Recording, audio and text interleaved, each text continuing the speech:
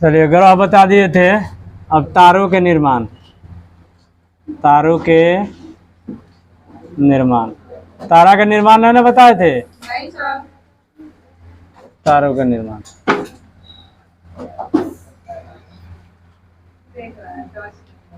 हम देखिए तारा बनने के पहले है ना, आपको कोई भी तारा क्या होता है, विरल गैस। विरल गैस, विरल गैस से क्या बनेगा वो, मतलब नज़दीक नज़दीक हो जाएगा, तो उसको कहेंगे निहारिका। उसको क्या कहते हैं, निहारिका। निहारिका से क्या बनेगा, तारा। निहारिका से क्या बनेगा, तारा। जैसे आपसे क्वेश्चन यहीं तक रहेगा, ये नहीं पूछेगा, ऐसे हम बता दिए निहारिका। कहेगा क्वेश्चन कि तारा बनने से पहले कोई भी आपको पिंड क्या होता है, तो निहारिका होता है। निहारिका से क्या बनेगा, तारा बनेगा। तारा से क्या बनेगा, लाल दानव।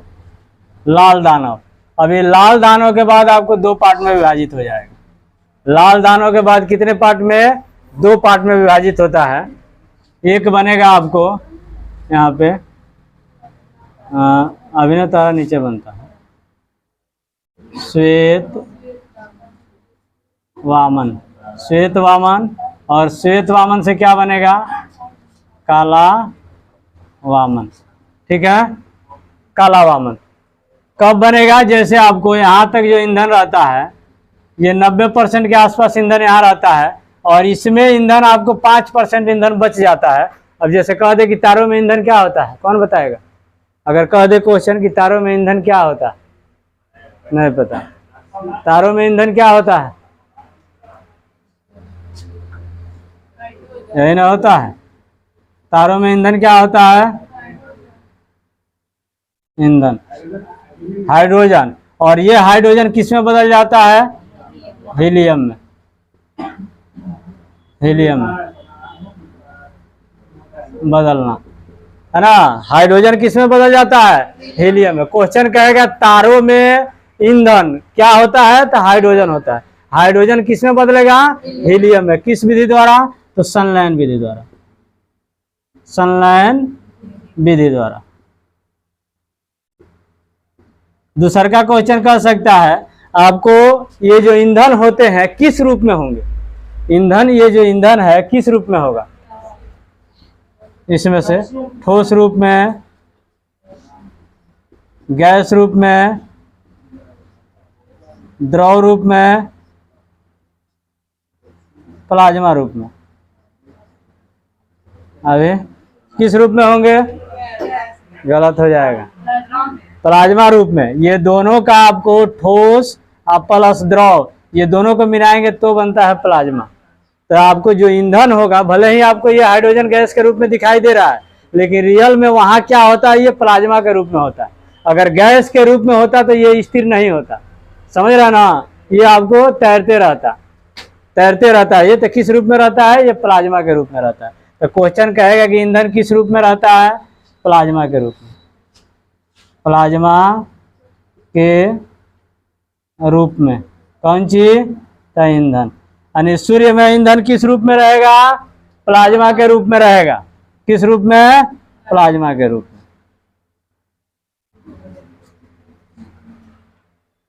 अब यहाँ देखिए श्वेत वामन कैसे बनेगा और काला वामन कैसे बनेगा। जैसे ही आपको ईंधन खत्म हो जाएगा तो श्वेत वामन, इससे क्वेश्चन पूछ सकता है कि तारों का वह रूप, तारों का वह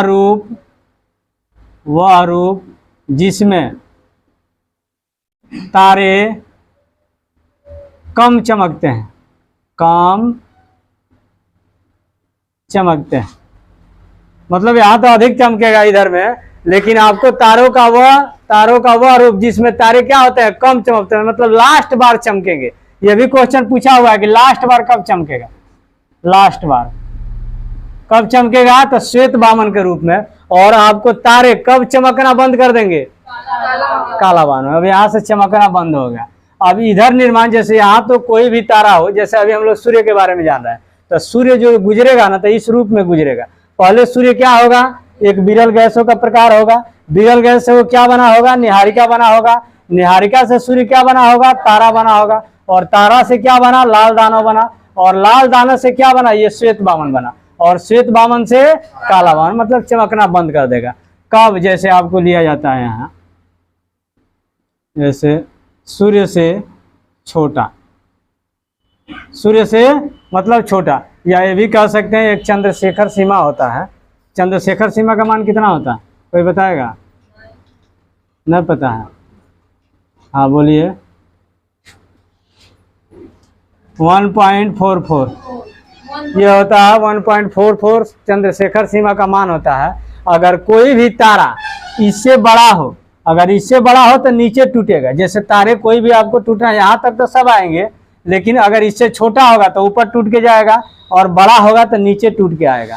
छोटा होगा तो क्या टूटेगा, श्वेत बामन बनेगा, बड़ा होगा तो क्या बनेगा, अभिनव बनेगा, अभिनव तारा बनेगा। यानी 1.44 से अधिक होगा तो बड़ा होगा तो क्या होगा, यहाँ आपको छोटा लिख दिए। अगर बड़ा होगा तो क्या बनेगा, अभिनव तारा, अभिनव तारा, अभिनव तारा। अब ये अभिनव तारा 4 रूपों में विखंडित हो जाएंगे, क्योंकि ये बड़ा तारा है, और बड़ा तारा आपको क्या हो जाता है, विभाजित हो जाता है। विभाजित होकर कई तारों के आपको निर्माण करता है। तो इससे क्या क्या बन सकते हैं, 1 नंबर में आपको न्यूट्रॉन तारा बन सकता है, न्यूट्रॉन, पल्सर, क्यूसर, ब्लैक होल। आपको ब्लैक होल, ठीक है। क्वेश्चन कहेगा कि आकाश में टूटते हुए तारों को क्या कहते हैं, अभिनव तारा।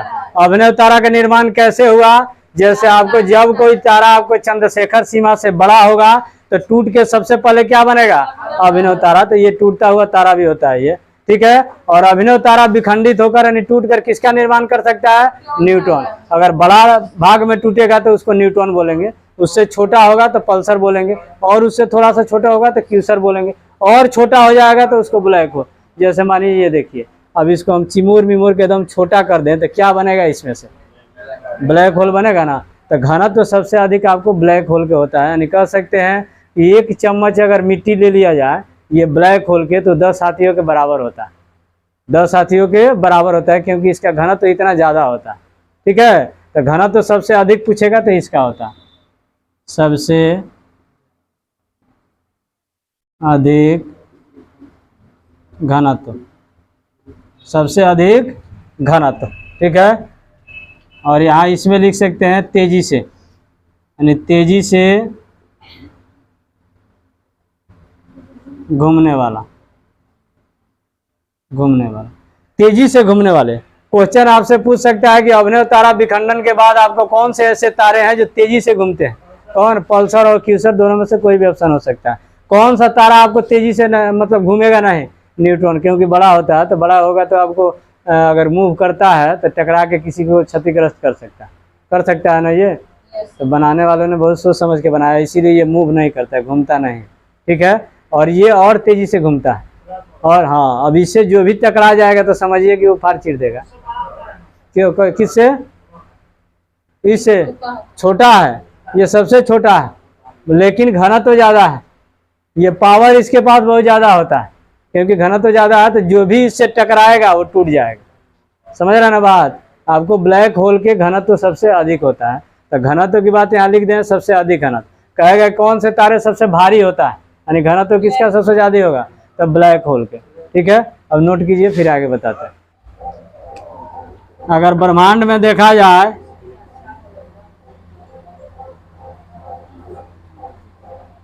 तो आपको 100 अरब आकाश गंगा है।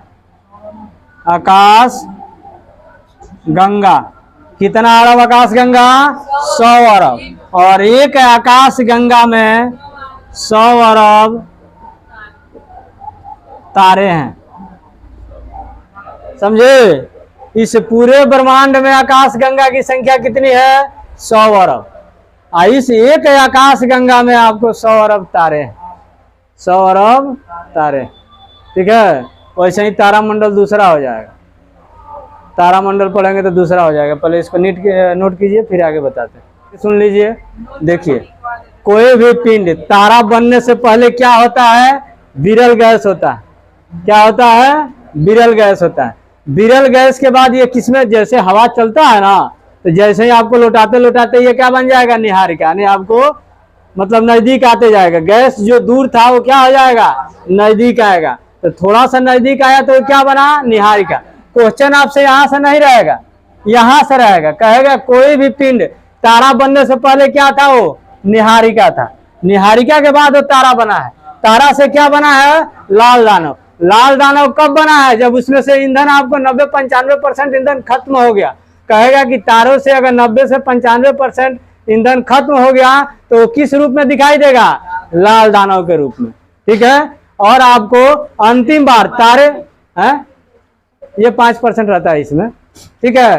अंतिम बार तारे किस रूप में आपको चमकते दिखाई देते हैं? श्वेत वामन के रूप में। आपको तारे कब मर जाते हैं? किस रूप में मर जाते हैं? काला वामन। मर गया, अब वो चमकेगा नहीं, क्योंकि इस दुनिया में जो भी है उसका अंत एक ना एक दिन होना है, होना है ना अंत। तो उसका अंत किस रूप में? काला वामन के रूप में, ठीक है।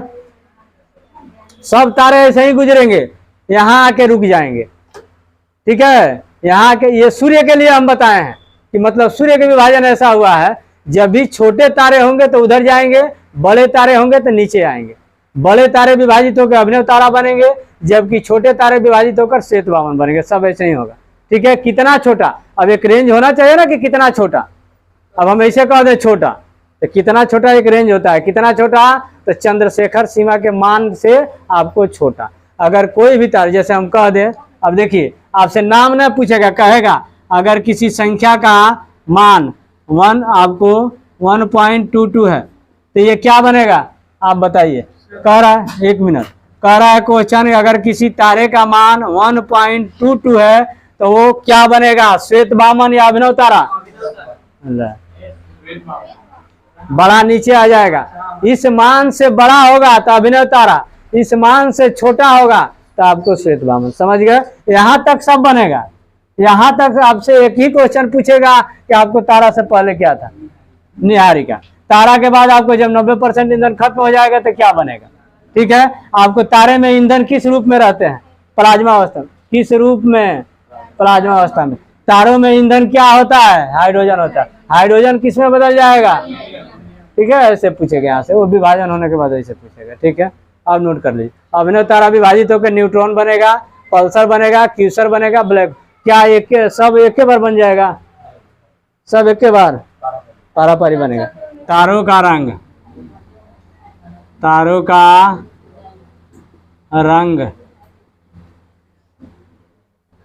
तारों का रंग पृष्ठ ताप पर निर्भर करता है। पृष्ठ ताप पर निर्भर करता है।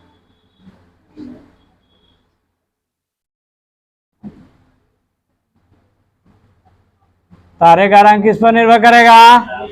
पृष्ठ ताप पर, ठीक है, यानी ताप पर। अब रंग के आधार पर देखा जाए तो तारे का रंग 3 टाइप के हो जाते हैं। 1 नंबर लाल, 2 नंबर श्वेत, 3 नंबर नीला। ओकरे ना कहते हैं नीला। तो इसमें कह सकता है कि किसका ताप सबसे कम होगा?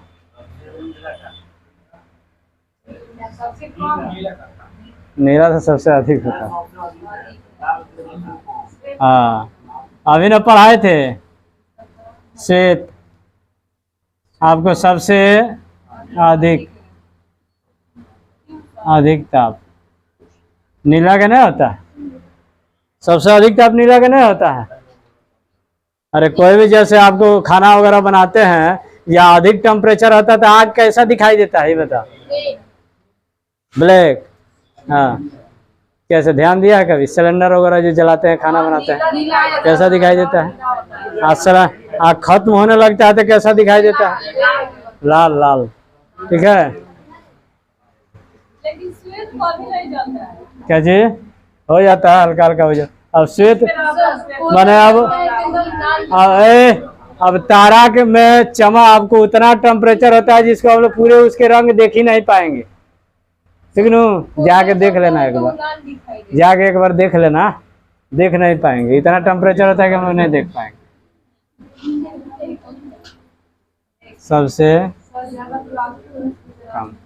सबसे कम ताप, ठीक है। यानी लाल के सबसे कम ताप और नीला के सबसे अधिक ताप होता है, ठीक है। ज्वाला। अब क्वेश्चन है कि हम लोग जिस आपको आकाश गंगा में रहते हैं उसके नाम क्या है। जैसे अगर देखा जाए, हाँ यहाँ देखिए ये क्या है, इसको ब्रह्मांड बोल सकते हैं, ये ब्रह्मांड है। ब्रह्मांड के बाद क्या आएगा, आकाश गंगा, है ना। आकाश गंगा के बाद क्या आएगा, सूर्य। अच्छा, तारामंडल। तारामंडल के बाद क्या आएगा, नक्षत्र। नक्षत्र के बाद क्या आ जाएगा, ओकरा बाद क्या आ जाएगा, सूर्य। अब ग्रह के भाई वाह है तो ओकरा नहीं लिख सकता, कैसे होगा। देखिए ये पूरा ब्रह्मांड जैसे ओरिजिनिंग में पढ़े है नु, कुत्ता बिल्ली है, सांप है, घेंगा है, घोंगी है, ऐसा ना बनाते हैं रीजनिंग में, सेलोलॉजी। तो ये इस ब्रह्मांड में सारे चीज उपस्थित है। ब्रह्मांड में क्या है, सब है। यानी आकाश गंगा ओकरा अंदर आएगा, तारामंडल आएगा, नक्षत्र आएगा, ग्रह आएगा, सूर्य आएगा। अब इस आकाश गंगा में कितने आकाश गंगा, ब्रह्मांड में टोटल आकाश गंगा हम कितने बताए थे, अबे 100 अरब। यानी इस पूरे ब्रह्मांड में कितने आकाश गंगा, 100 अरब। और एक आकाश गंगा में 100 अरब तारे हैं, ठीक है। और इस आकाश गंगा के अंतर्गत क्या आ जाएगा, तारामंडल आ जाएगा। क्या आ जाएगा, तारामंडल। यानी हम लोग जिस आकाश गंगा में रहते हैं उसमें तारामंडलों की संख्या जो है, आपको तारामंडल में 89 तारामंडल है, सूर्य में 89 तारामंडल है। नक्षत्रों की संख्या कितनी है, कौन बताएगा, 27 गो। नक्षत्रों की संख्या कितनी है, 27।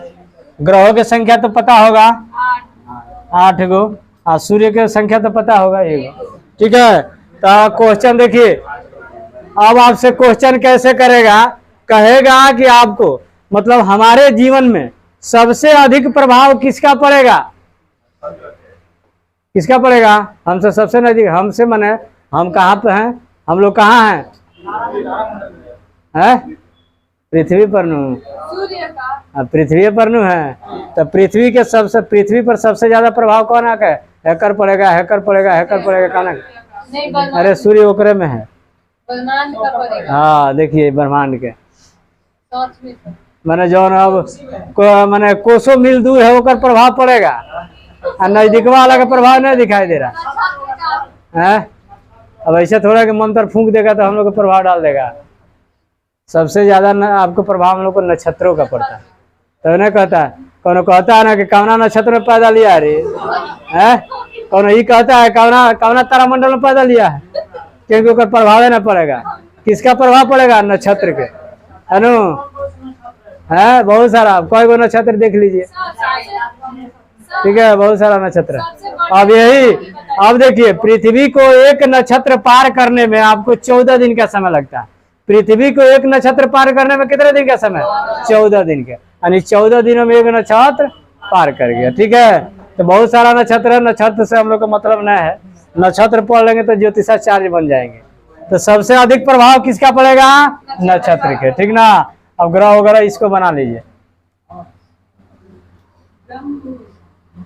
यानी पृथ्वी पर सबसे अधिक प्रभाव नक्षत्रों का होता है, नक्षत्रों का होता है। किसका होगा, नक्षत्र का।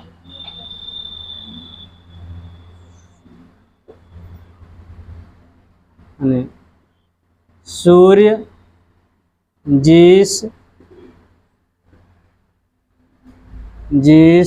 आकाश गंगा का भाग है उसे क्या कहते हैं? मंदाकिनी। मंदाकिनी। यानी सूर्य जिस आकाश गंगा का भाग है उसे क्या कहते हैं? मंदाकिनी कहते हैं। मंदाकिनी कहते हैं। सूर्य से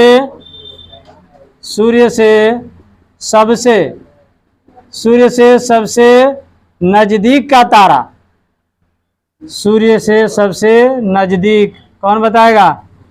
नजदीक का तारा, हाँ, प्रक्समा सेंचुरी। प्रक्समा सेंचुरी कौन है? प्रक्समा सेंचुरी। और पृथ्वी से सबसे नजदीक का तारा, पृथ्वी से सबसे नजदीक का तारा कौन है? पृथ्वी से सबसे नजदीक का तारा सूर्य। अब पृथ्वी से दूसरा नजदीक, यही में सब घुराएगा। दूसरा नजदीक कौन हो जाएगा? प्रक्समा सेंचुरी। मतलब नजदीक के मतलब है में करोड़ों वर्ष चलता है, करोड़ों। मतलब आपको ये ब्रह्मांड में कहा जाए कि तनिक दूरी मैंने समझ लीजिए कि अरब खरब में, तनिक दूरी मैंने अरब खरब, ठीक है। हाँ, मंदाकिनी, मंदाकिनी से सबसे नजदीक का आकाशगंगा। हाँ ठीक है, आकाश इधर और ली है सब, आकाशगंगा। देवरानी है, अच्छा देवरानी ने ना लिख दिए, देवयानी, ठीक है। हाँ देवयानी, इसको नोट करेंगे, ठीक है। एक बार फिर सुन लीजिए, पृथ्वी पर सबसे अधिक प्रभाव नक्षत्रों का होता है। दूसरा का क्वेश्चन लिखे हैं, सूर्य जिस आकाश गंगा का भाग है उसे मंदाकिनी कहते हैं, ठीक है। सूर्य से सबसे नजदीक का तारा प्रक्समा सेंचुरी है और पृथ्वी से सबसे नजदीक का तारा सूर्य है। यानी हम लोगों से जो सबसे नजदीक का तारा है वो कौन है? सूर्य है, ठीक है। और मंदाकिनी से सबसे नजदीक का जो आकाश गंगा है वो देवयानी, ठीक है। और ये क्वेश्चन और लिख लीजिए, यानी तीन आकाश गंगा के समूह को क्या कहेंगे? हाँ, तीन आकाश गंगा के समूह को क्लस्टर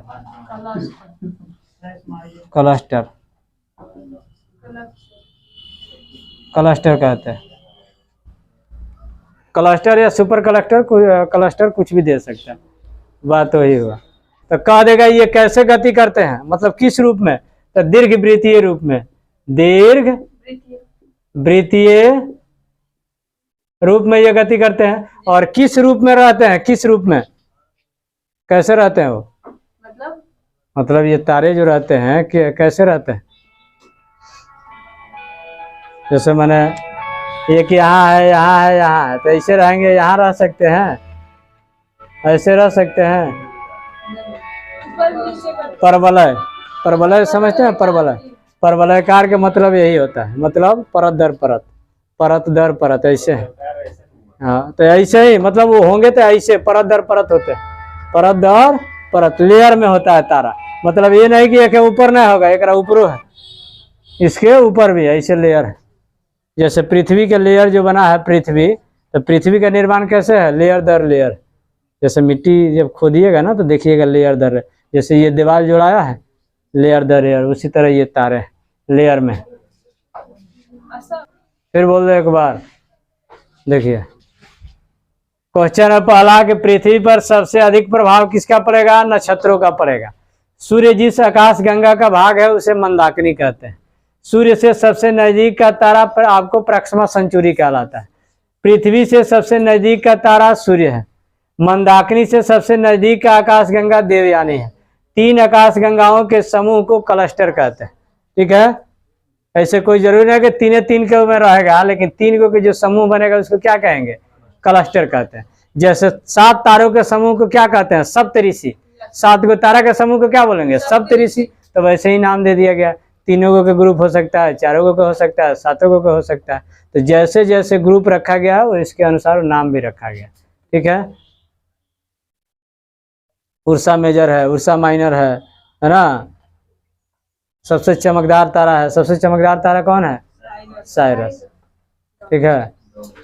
हाँ, अब इतना दूर दूर है, सोच लीजिए कि सूर्य इतना हम लोग से नजदीक है तो इतना प्रभाव डालता है ना। अब एकरा से दूर दूर भी है, बड़े बड़े भी तारे हैं, इससे दूर भी है और बड़े भी। ठीक है। ये तो हम लोग से सबसे नजदीक का जो है ये तारा जो है सूर्य सबसे नजदीक का तारा है, पृथ्वी से सबसे नजदीक ग्रह यही ना है। तो इस ग्रह में हम लोग कहाँ रहते हैं? पृथ्वी पर। तो एकरा से तो नजदीक यही है। अब एकरा से नजदीक क्या है? नक्षत्र। और नक्षत्र से आपको नजदीक क्या है? तारामंडल। ठीक है। तो इस तारामंडल में कुल टोटल आपको 89 तारामंडल मिट गए हैं। ब्रह्मांड के, अब सारा ब्रह्मांड के चक्कर लगाने के लिए वो बैठल है, सारा ब्रह्मांड के न लगाएगा। तो भी ध्यान दीजिए, यही तो जानना है किसका? आकाश गंगा। और वो भी कितने आकाश गंगा है? अभी हम बताए 100 अरब। तो 100 अरब के चक्कर नहीं लगा सकता है। किसका लगाएगा? कौन आकाश गंगा का भाग है? सूर्य। मैंने कौन आकाश गंगा के? मंदाकिनी के। कौना के? मंदाकिनी। हम लोग जिस आकाश गंगा में है, हमारा सूर्य जिस आकाश गंगा में है ओकर नाम का है? तो मंदाकिनी के चक्कर लगाएगा कि दूसरे के घर के चक्कर लगाएगा? वो का जिस मंदाकिनी में ओकर नाम आकाश गंगा। अभी आकाश गंगा कितना है क्या बताए ब्रह्मांड में?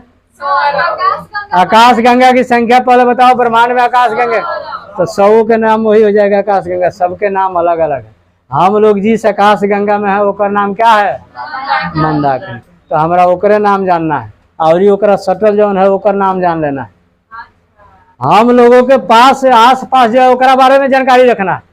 तो हम लोगों के जो आस पास में कौन है? सूर्य। हमारे जीवन पर किसका प्रभाव है? सूर्य का, पृथ्वी का, इसका ना प्रभाव है। तो इसके बारे में हमको जानना है।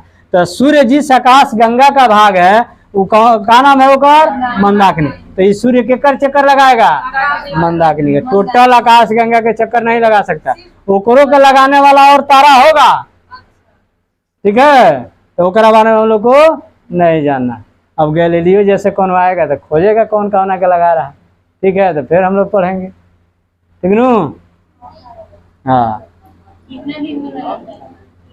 हाँ, ये बात सही है। कितना दिन में लगाता है ये देखिए।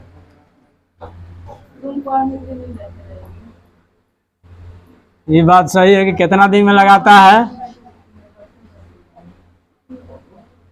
देखिए, सूर्य मंदाकिनी का चक्कर, मंदाकिनी का एक चक्कर 25 करोड़ वर्ष में लगाता है। देखिए सूर्य कितना कोढ़िया है कि 25 करोड़ वर्ष मैंने एक चक्कर लगाता है ना। अब स्पीडवा जब देखिएगा तो कहिएगा कोढ़िया नहीं, बहुत फास्ट है। तो कितना दिन में लगाता है? 25 करोड़ वर्ष में लगाता है, यानी एक चक्कर। ठीक है। तो इसको कहते हैं कॉस्मिक ईयर। क्या कहेंगे? कॉस्मिक वर्ष या ईयर। ठीक है। तो क्या है ये? कॉस्मिक ईयर दूरी के मात्रक है। ये दूरी का मात्रक है। किसका मात्रक है? समय के मात्रक। ठीक है। क्योंकि ये दूरी के मात्रक नहीं है, क्योंकि टाइम को दिखा रहा है। ये मतलब इतना करोड़ वर्ष में आपको सूर्य मंदाकिनी का एक चक्कर लगाया। और कितना के स्पीड से लगाया? ये तो 250 किलोमीटर प्रति घंटा। अब बताइए एक कोढ़िया कैसे कहेंगे सूर्य को? हाँ अच्छा, मैंने एक से ये साबित हो रहा है कि एक जो दूरी है मंदाकिनी के बहुत ज्यादा है, तब ना इतना स्पीड के बाद वो मैंने इतना दिन में लगा रहा है। टकरा गया तो फाट फूट जाएगा, पृथ्वी तो हस्त नहस हो जाएगा। और ये पूछने वाला बात है, हैं? तो इसीलिए ना टकराता है सब। हाँ ठीक है, यही सब टकरा गया। तो मानिए कि अब जितना पिंड ब्रह्मांड में है सब क्या है, आपको गतिशील है। तो छोटा छोटा है तो आपको टूट जाएगा, नहीं छितरा उतरा जाएगा। और वही में कोनो बड़का से टकरा गया, ब्लास्ट कर जाएगा, पृथ्वी एकदम खत्म हो जाएगा। ठीक है, तो इतना स्पीड होता है। खगोलीय दूरी पूछ दे, खगोलीय, ठीक लिखे अनु, खगोलीय दूरी। खगोलीय दूरी, खगोलीय दूरी क्या होता है?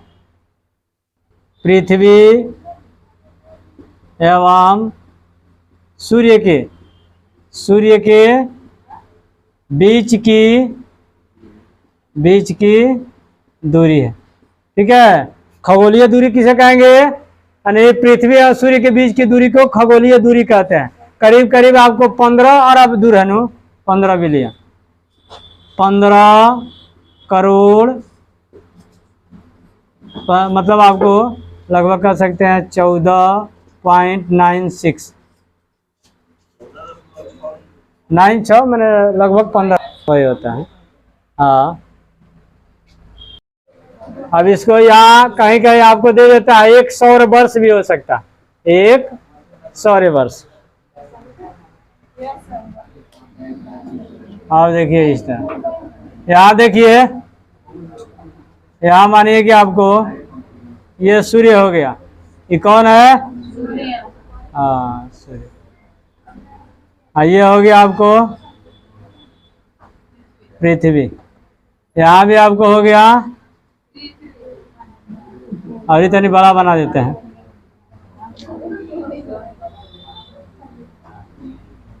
पृथ्वी, यहाँ देखिए ये दोनों का है पृथ्वी। तो आप ही बताइए क्या इससे दूरी समान रहेगी? यही ना चीज हम लोग लिखे थे, तो एक एवरेज निकाले थे। जैसे ही ये पृथ्वी घूम रही है तो आएगी, तो एक ऐसे समय आएगा कि इससे नजदीक होगा, फिर एक ऐसे समय आएगा कि दूर भागेगा। तो परफेक्ट दूरी तो नहीं निकाल सकते हैं, क्योंकि ये चल रहा है ना। तो एक एवरेज निकाला गया है कि सबसे अधिकतम दूरी और न्यूनतम दूरी क्या होगा। तो पृथ्वी के और सूर्य के बीच में जब ये आएगा, ये न्यूनतम दूरी है। ये क्या है? हाँ, न्यूनतम दूरी। न्यूनतम दूरी को क्या कहेंगे? उप उप उप।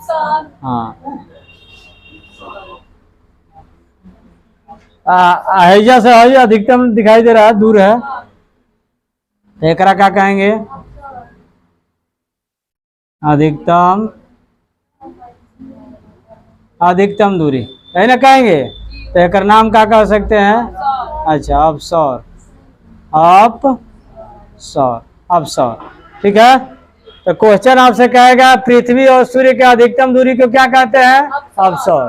पृथ्वी और सूर्य के न्यूनतम दूरी को क्या कहते हैं? उपसौर कहते हैं। ये कब होता है? 3 जनवरी। आई कहिए होगा 4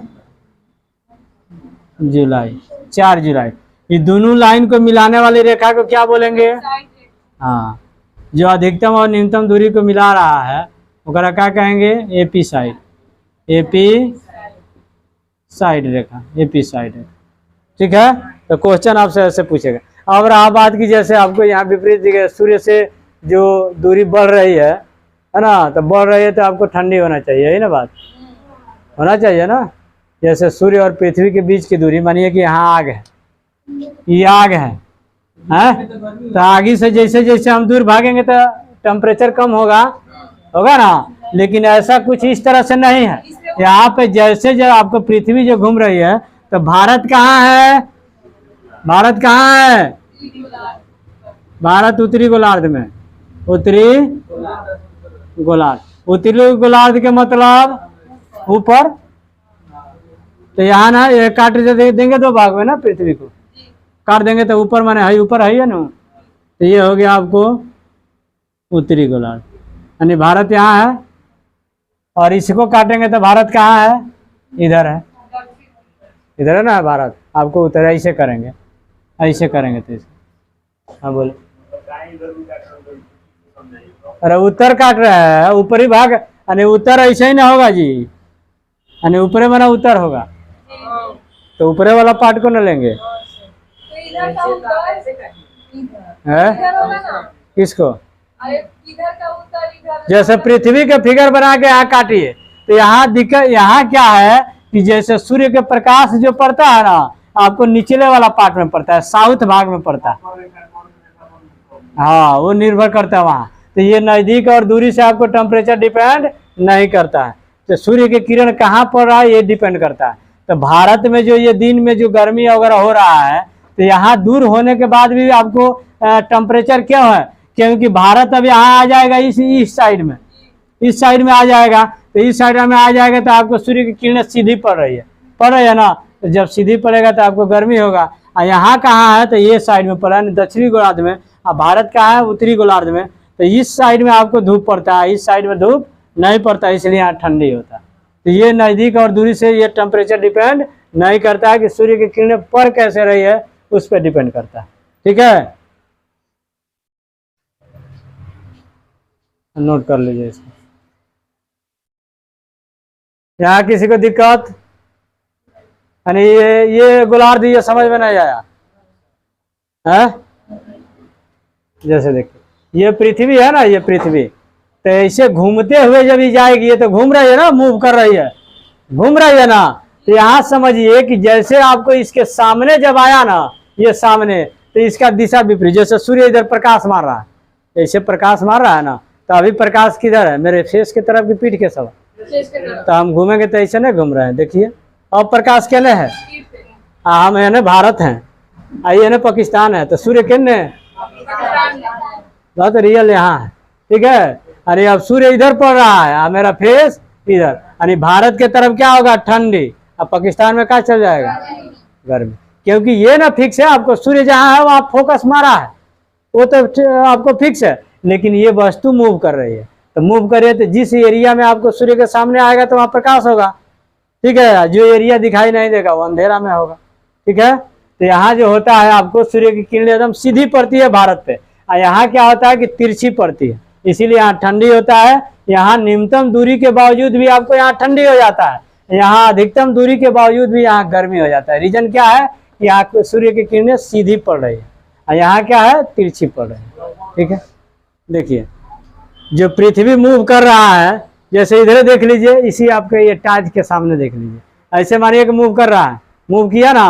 अब भारत इधर है, ये एरिया देखिए, अब कहाँ अब ताप पड़ रहा है? ताप किधर? भारत में विपरीत पड़ रहा है ना। तो वही चीज है, ये फोकस एकदम फिक्स है। अब ये मूव कर रहा है, ये मूव कर रहा है, हाँ घूम रहे हैं। तो जिस एरिया में आपको सूर्य का प्रकाश पड़ेगा वो तो आपको अजोरा में है, और जिस एरिया में नहीं पड़ रहा अभी ये अंधेरा है। तो रीजन यहाँ यही है, समझ रहे ना? यही रीजन है कि पृथ्वी यहाँ घूम रही है। तो पृथ्वी के ये पार्ट जो भारत के आ रहा है ना, तो यहाँ पे पृथ्वी एक ऐसा समय आया पृथ्वी के यानी भारत में जो सीधा यहाँ प्रकाश पड़ रहा है। ठीक है, और यहाँ जो है तो आपको विपरीत प्रकाश पड़ रहा है, यानी भारत की स्थिति अब ग्लोब में कैसे इस साइड हो गया, यानी जो पृथ्वी मूव कर रहा है तो इस साइड हो गया। इसीलिए यहाँ न्यूनतम दूरी के बाद भी आपको क्या हो रहा है? ठंडी पड़ रहा है। ठीक है, चेन्नई विषुवत रेखा से नजदीक है, जम्मू कश्मीर आपको विषुवत रेखा से दूर है। हाँ देखिए ये विषुवत रेखा है, अब तो ओकरा ला हमरा ग्लोब बनाना पड़ेगा। देखिए ये है ना, अब यहाँ से बांटिएगा ना इसको, ये 4 पार्ट में, तो भारत की स्थिति कुछ यहाँ होगा ना। अब कैसे होगा देखिए, भारत कितने डिग्री पर है तो ओकर अक्षांश और देशांतर दोनों निकालना होगा, अक्षांश और देशांतर दोनों निकालना होगा। तो अक्षांश में कितना है भारत? आपको 8 डिग्री 4 से 37 डिग्री 6 है, यही ना है। और देशांतर में अगर निकालेंगे, ये तो अक्षांश में निकला, देशांतर में निकालेंगे तो आपको देशांतर वाला 25, शायद 25 से है, इसको हम बोला 25 से 97, 25 है यहाँ वाला।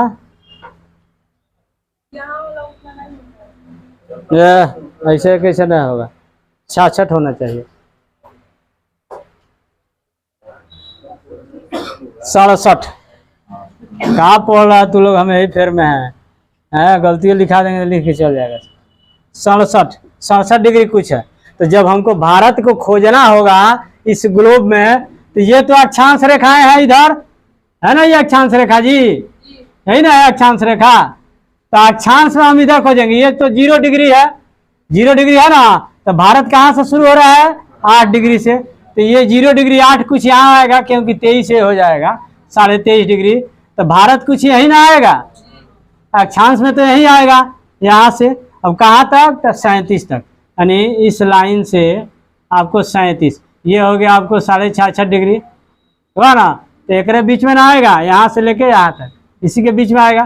तो 37 कुछ हम यहाँ मान लेते हैं, यहाँ पे ये 37 यहाँ मान लिए। अब चलेंगे आपको देशांतर वाले लाइन में ऊपर। अब देशांतर रेखाएं ऐसी खींची जाती है। तो आपको मानिए कि 66 यहाँ है, यहाँ पे 66 है, यहाँ पे 97 कुछ यहाँ है। तो इसी के बीच में भारत होगा, यानी यहाँ से एक लाइन खींचेंगे, एक यहाँ से खींचेंगे, यहाँ से ये खींचे ना, आपको यहाँ के बीच में आया तो एक यहाँ।